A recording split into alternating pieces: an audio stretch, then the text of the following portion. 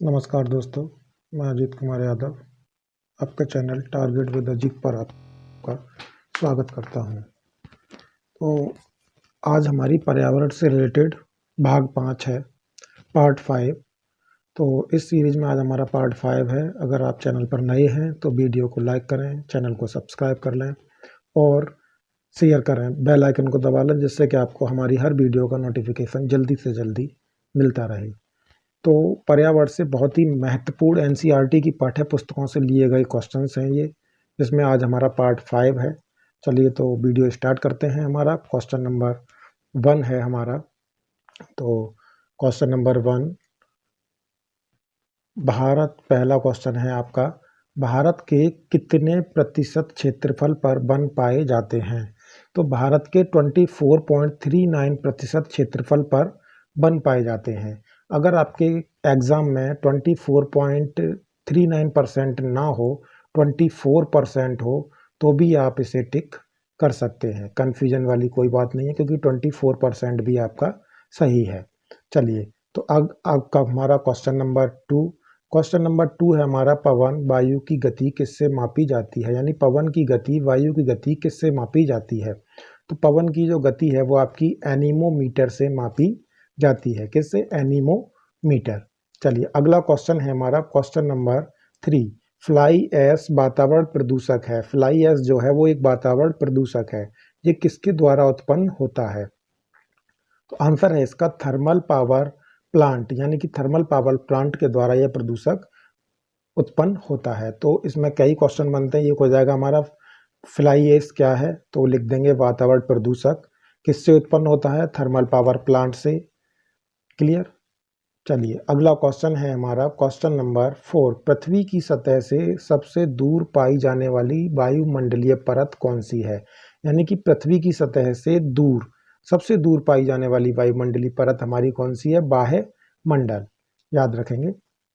चलिए अगला क्वेश्चन हमारा, क्वेश्चन नंबर 5। क्वेश्चन नंबर 5 है हमारा, इबोला क्या है? तो इबोला जो है वो एक प्रकार का वायरस है। क्या है? एक प्रकार का वायरस। तो इबोला के बारे में थोड़े से इंपॉर्टेंट फैक्ट हैं जो हम आपको बताते हैं कि ये जो है सबसे पहले 1976 में मिला था। और इबोला वायरस कब मिला था? 1976 में। और कहाँ मिला था?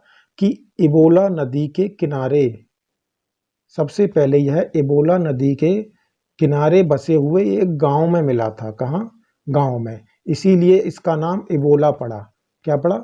इबोला। इसीलिए इसको इबोला कहते हैं। इबोला वायरस जो है, इसमें रोगी की मृत्यु 90% तक हो जाती है, यानी 90% तक। और यह इबोला नदी के किनारे मिला, इसलिए इसका नाम इबोला हो गया। और सबसे पहले कब मिला था? 1976 में। तो कई क्वेश्चंस हैं, याद रखेंगे।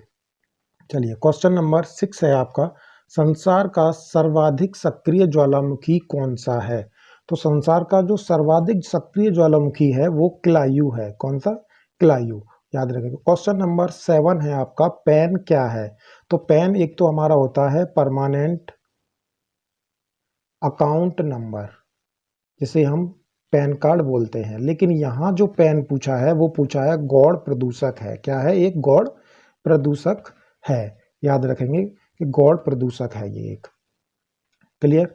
चलिए तो अगला क्वेश्चन है हमारा, क्वेश्चन नंबर 8। तो क्वेश्चन नंबर 8 है हमारा, पेरियार राष्ट्रीय उद्यान किस राज्य में स्थित है?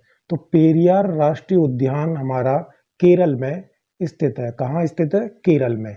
याद रखेंगे। चलिए क्वेश्चन नंबर 9 है हमारा, क्वेश्चन नंबर 9, भारत में चंदन की लकड़ी के सर्वाधिक वन किस राज्य में है? तो चंदन की लकड़ी के जो सर्वाधिक राज्य वन है हमारे, सॉरी, वो कर्नाटक में है। कहाँ है? कर्नाटक में।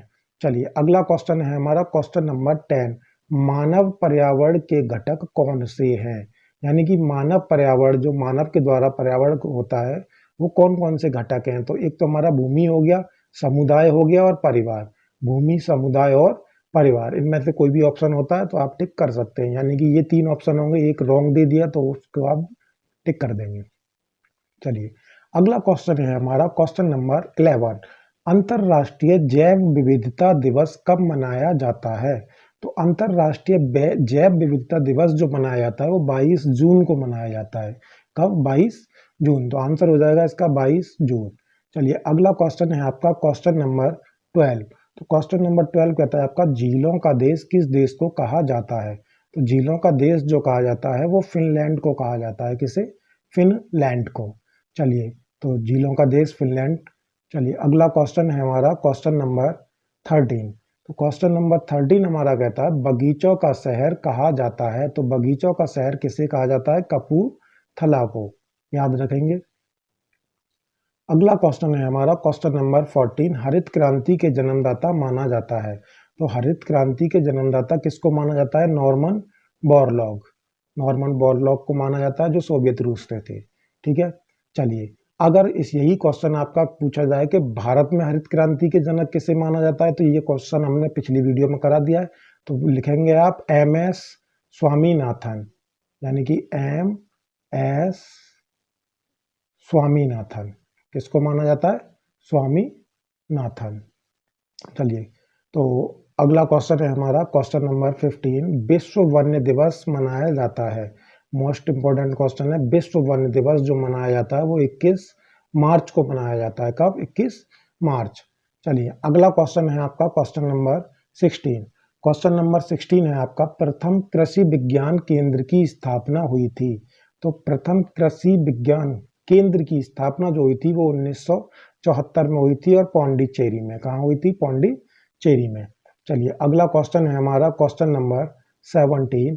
वातावरण तथा जीव मंडल, वातावरण तथा जीव मंडल के बीच का संबंध क्या कहलाता है?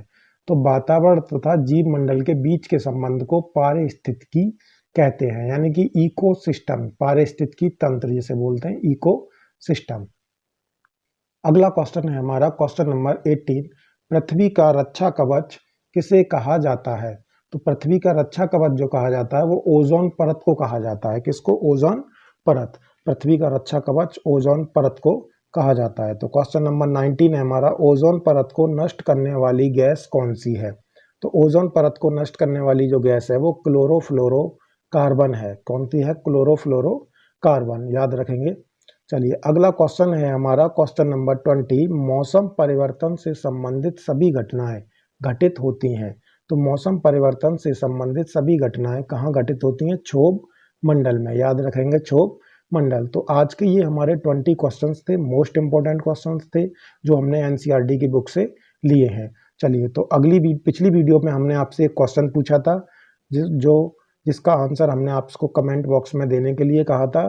तो उसका आंसर है कौन सी नदी पूर्व से पश्चिम की ओर बहती है? क्वेश्चन था आपका कौन सी नदी पूर्व से पश्चिम की ओर बहती है। आंसर हो जाएगा उसका नर्मदा या रेवा नदी, यानी कि नर्मदा नदी को ही रेवा नदी कहते हैं।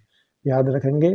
अगर क्वेश्चन ये पूछा जाए कि रेवा नदी कौन सी नदी को कहते हैं, तो रेवा नदी नर्मदा नदी को कहते हैं। चलिए आज का प्रश्न है हमारा, आज का प्रश्न है कौन सी नहर लाल सागर और भूमध्य सागर को जोड़ती है? यानी कि लाल सागर को भूमध्य सागर से कौन सी नदी जोड़ती है? ये आज का प्रश्न है हमारा। आज के प्रश्न का उत्तर अगर किसी को आता है तो वो हमारे कमेंट बॉक्स में जाके उसका आंसर दें। ज़्यादा से ज़्यादा कमेंट करें और ज़्यादा से ज़्यादा आंसर देने की कोशिश करें। चलिए